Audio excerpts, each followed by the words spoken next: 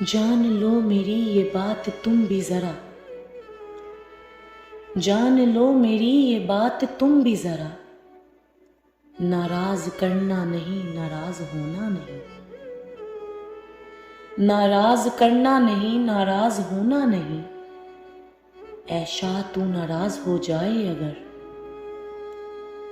ऐशा तू नाराज हो जाए अगर, तो फिर रब को पाना मुमकिन ही नहीं।